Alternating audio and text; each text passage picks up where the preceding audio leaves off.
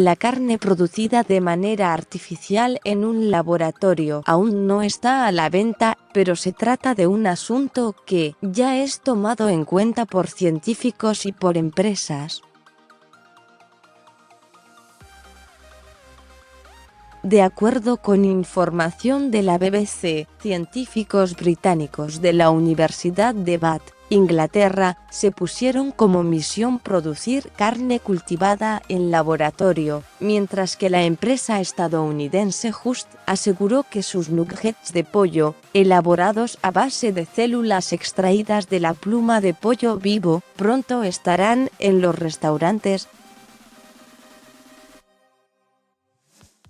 ¿Cómo cambiará esto la manera en que nos alimentamos? Pues ningún animal tendrá que ser sacrificado. Por ejemplo, si se desea producir carne de cerdo, entonces se toma una muestra de tejido, se aíslan las células madre para cultivar otras nuevas y se ponen en un bioreactor. De esa manera se expanden de forma masiva, explicó Nick Shorten, estudiante de posgrado de la Universidad de Aberystwyth, en Gales. Así, el cerdo todavía está vivo y feliz, a la vez que puedes conseguir mucho tocino.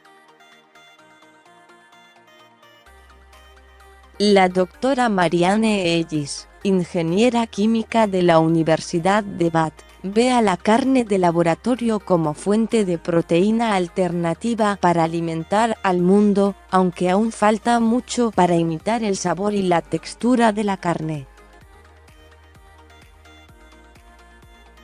En julio del año pasado, se supo que el gigante farmacéutico alemán, Merck, y el consorcio suizo Belfort Group invirtieron casi $9 millones en una compañía holandesa, Mosa-Meat, que ve el futuro en la producción de carne artificial. También las empresas estadounidenses Tyson Foods y Cargill Inc., además del cofundador de Google Sergey Brin, invierten ya en el cultivo y desarrollo de células de ganado vacuno, porcino o de otro tipo, en enormes bioreactores capaces de hacerlas crecer hasta niveles de aprovechamiento industrial.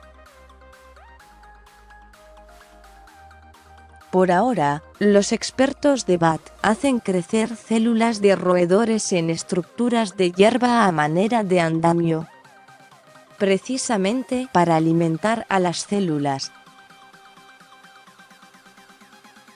La idea es que el producto final tenga tejido muscular puro y carne magra, por lo que tendrán que añadirse células de grasa y conectivas para darle sabor.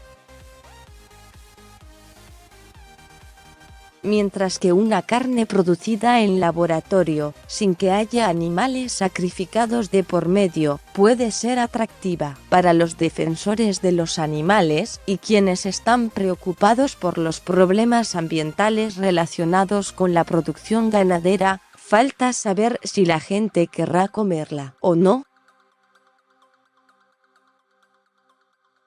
Una encuesta en Reino Unido reveló que 40% no la comería, contra 20% que sí y el resto, indeciso. El precio, el sabor y la seguridad tendrán que llenar las expectativas de las personas para que el producto se consuma. Además, no se espera que la carne cultivada esté en venta a gran escala en los próximos 5 años. Aunque producir carne artificial implica el uso de menos agua y tierra, así como menores emisiones de dióxido de carbono, y evitar el sufrimiento de millones de animales, quizás su principal reto sea terminar con la falacia de que las cosas naturales son buenas y todas las antinaturales son malas.